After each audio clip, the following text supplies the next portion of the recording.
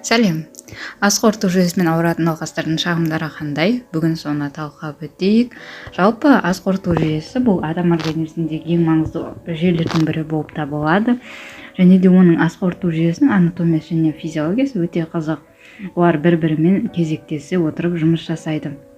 Жалпы адам ағзасы күнделікті өзіне қажетті қажетті энергияны осы тамақ арқылы алады. Тамақтың құрамында міндетті түрде белок, көмірсу, майлар болуы керек. Оның барлығының өзінің шектеулі мөлшері бар. Сонымен қатар адам бұл полноценный тамақтану, яғни толыққанды тамақтану болып табылады. Және де адам тек қана бір ғана майлармен немесе көмірсулармен ғана тамақтануына болмайды. Және де кейбір ас тағамдардың құрамында минералды витаминдер соларда кездеседі. Ас қорыту жүйесі негізінен анатомиясына келетін болса ауыз қуысынан басталады және де тік ішекпен аяқталады. Біз тамақты ауызға саламыз. Ауызға салғаннан кейін тістердің арқасын шайнау арқылы механикалық өңдеуден өтеді. Және де ауызға тамақ түскеннен бастап сөл бөлінеді. Сөлдің қалай бөлінетіні туралы менде видео бар, қарап көр. Кейін ол сөлмен шыланған ас кесегі жұтқыншаққа өтеді. Жұтқыншақтан келесі өңешке өтеді. Яғни ас қорыту мүшелерінің яғни ауыз қуысы, жұтқыншақ, өңештен кейін асқазанға жалғасады. Өңеш көкеттің өңеш тесігінен өтіп асқазанның кардиальды бөлігіне жалғасады. Яғни асқазан жоғарғы бөлігін біз кардиальды бөлігі деп атаймыз. Асқазанға түскен тамақ химусқа айналады. Яғни асқазанда ас қорытылмайды. Тамақтың құрамына байланысты тамақ яғни химусқа айналған, ол асқазанда бірнеше минуттан бірнеше сағатқа дейін сақталады. Және де тамақ түскен кезде асқазанның мөлшері өзгеруі мүмкін. Өйткені ол бұлшықеттен тұратын мүше. Жалпы ас қорыту мүшесінде оларда көлденең салаңы, бірыңғай салаңы бұлшықеттерден тұрады. Келесі кейін химус кесек кезегімен 12 елі ішекке өтеді. 12 елі ішекте уже тамақтың қорытылуы басталады. Кейін тамақ аш ішекке, жіңішке ішекке, толық ішекке барып, тамақтың толық қорытылуы жүреді. Қорытылмаған ас қалдықтары сыртқа шығарылады.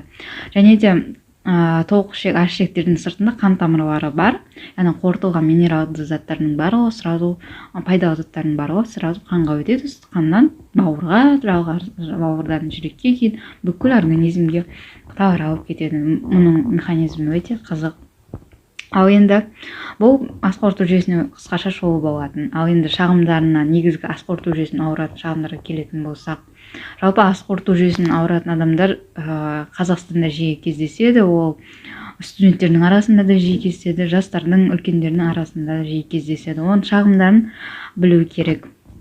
Негізгі шағымдары қандай олар? Жүрек айну, кекіру, диарея, іш қатуы, қыжыл, изжога, дисфагия, дене салмағының өзгеруі, яғни мүлдем азып кетуі немесе дене салмағының жоғарылап кетуі, тәбетінің болмауы, жұтынудың бұзылуы.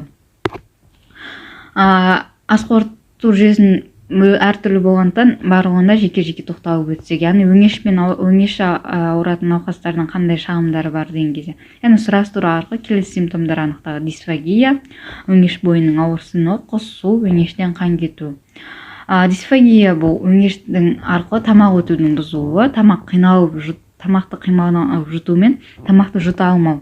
Ол шағым негізінен өңештің тарылғанынан болады. Өңештің тарылу себептері органикалық және функционалды болып екіге бөлінеді. Органикалық себептері қылтамақ, жедел және созылмалы эзофагит, өңештің күйеуі мен күйіктен кейін тыртықтануы және өңеш дивертикулы жатады. Ал функционалды себептері өңештің түйілуінен болады, өңештің бұлшықеттерінің иннервациясы бұзылғанда немесе невроздарда. Функционалды дисфагия ұстамалы түрде болады, қою тамақ, сұйық тамақтан жақсы өтеді. Яғни, ал есінде өңештің бойының ауырсынуы тоже эзофагитте кездеседі. Құсу өңештің жаңа осы дисфагияның әсерінен, яғни тамақ өтудің бұзуының әсерінен тамақ асқазанға бармай қайтадан сыртқа шығуы мүмкін. Сол себепті құсу пайда болады. Өңештен қан кету өңеш варикозында кездеседі, немесе өңешті жарасында, немесе рак кезінде қан кету байқалады. қан кету, жаңа өң іштен қан кету, тамақпен аралас қан кету болуы мүмкін. Асқазанда негізгі шағымдарына ол тәбеттің өзгеруі, яғни тамаққа деген тәбетінің болмауы, немесе тамаққа деген тәбетінің артып кетуі, немесе жеуге болмайтын заттарды деген құмарлық. Осы жерде айтып өтетін жеуге болмайтын заттарға деген құмарлық ол негіз анемия кезінде кездеседі. Сонымен шатастырып алмау керек. Яғни анемия болатын болса, адам бор, кесек, немесе сондай саз жегісі келіп отырады. Тәбетінің жоғарылап кетуі бұл булимия, онда нерв жүйесінің әсерінен де болуы мүмкін. Ал тәбетінің төмендеуі тамаққа деген тәбетінің болмауы асқазанның шырышты қабатының зақымдалуынан кез болуы мүмкін. Іштің ауырсынуы, яғни асқазан ауырған кезде ол эпигастральды аймақта ауырсыну болуы мүмкін, немесе эпигастральды төмен аймақта ауырсынуы мүмкін. Және де асқазан мен 12 елешек ұйқы безі ауырғандықтан көбінесе шатастырулар жиі кездеседі. Кейін жүрек айнуы, құсу, қан кету, кекіру және қыжылдау жатады. Құсу, яғни оның орталық және шеткі құсу болады. Орталық құсу дегеніміз ол жүйке жүйесінің әсерінен пайда болатын құсу. Ол кезде бастың айналуы болуы мүмкін, бірақтан жүрек айнуы болмайды. Асқазанның аурулары кезінде жайсыз сезінеді, жүрек айной бастайды және де тамақ араласып құсады. Кекіру деген ол асқазанда ауа қалып кеткен кезде соны кекіру арқылы сыртқа шығарады. Егер де асқазанда тұрып қалған тамақтар болатын болса, оның иісі бір жұмыртқаның иісіне ұқсаған, немесе жағымсыз иіспен кекіру шығады. Ауырсынуды сипаттаған кезде жаңа іштің ауырсынуын, оның орналасқан жерін, мінездемесін, яғни тамақтан кейін, тамақ аш қарында ауырсыну мүмкін, немесе ұйқыдан тұрған кезде ауырсынуы мүмкін, немесе қандай да бір положение, яғни қалыпты қабылдаған кезде ауырсыну кездесуі мүмкін. Тамақпен байланысты көп тамақ жеген кезде ауырсынуы, немесе қандай да бір тамақ өнімдерін қабылдаған кезде ауырсынуы мүмкін. Күш түскеннен соң, ол физикалық жүктемеден кейін ауырсыну байқалады. Асқазан мен өкпеден қан кету айырмашылықтары. Асқазаннан қан кеткен адам анамнезінде асқазан ауруы, өкпесінен қан кеткен науқастың адамда өкпе ауруы болады, егер ол білсе. Егер де білмейтін болса, өзінде ондай ауру осы уақытқа дейін бар жоқ екендігін, онда біз қанның түріне қараймыз. Яғни қан аралас құсу бір күннен артық созылмайды. Қақырықпен қан түкіру бірнеше күн болуы мүмкін. Яғни адам басында байқамайды, тісін жуып жатқан кезде, немесе аузын шайған кезде кішкене қан шығуы мүмкін. Ал құсатын болса, ол бір дегеннен шығуы мүмкін қан. Асқазан жарылыс кезінде. Өкпеден қан кеткенде, өкпеден ылғалды сырылдар естіледі. Ал өкпеден және қан кеткенде, ол ауа түйіршіктері араласқандықтан көпіршіп, ақшыл түсті, алқызыл түсті болып тұрады. Асқазаннан қан кеткенде, ол тамақ аралас және қышқыл, қоңыр түстес болады.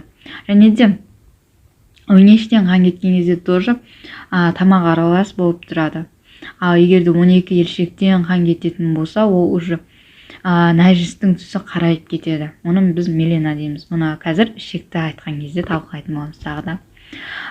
Ішекте оның негізгі шағымдары науқастардың ішектерін ауыратын болса, ішек бойының ауырсынуы, метеоризм, ішектің қимылдауының бұзылыстар, яғни іш қату және өту, ішектен қан кету. Ішектен қан кету үлкен нәжіспен шығуы мүмкін. Іш өту немесе диарея деп аталады. Бұл үлкен дәретке жиі отыру және үлкен дәретінің сұйықталуы. Қалыпты үлкен дәретке отыру тәулігіне 1-2 рет болады. Адам күніне 1 немесе 2 рет отыру керек үлкен дәретке.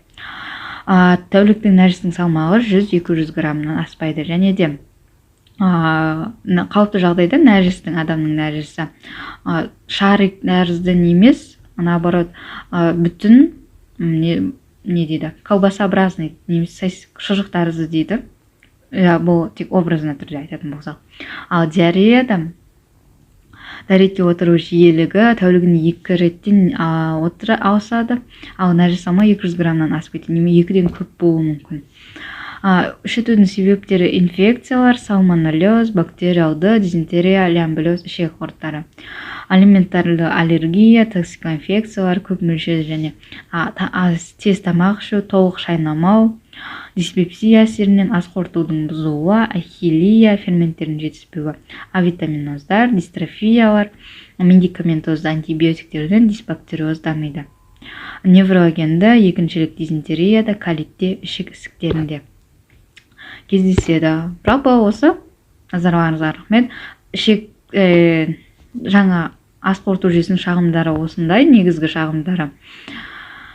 Осы шағымдар арқылы біз сұрастырамыз, кейін диагноз қоюға шағымдарды толық жинайтын болсақ, диагнозды қою оңай болады. Назарларыңызға рахмет.